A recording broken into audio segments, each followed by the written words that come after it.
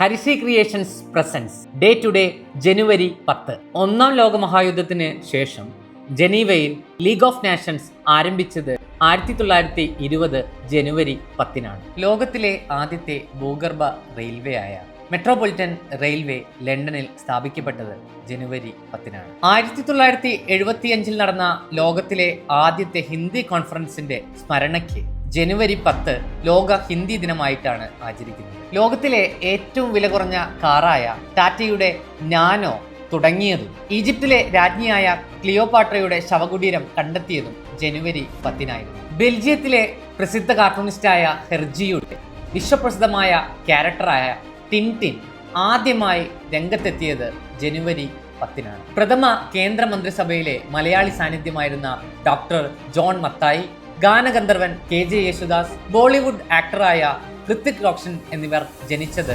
ജനുവരി 10-നാണ്.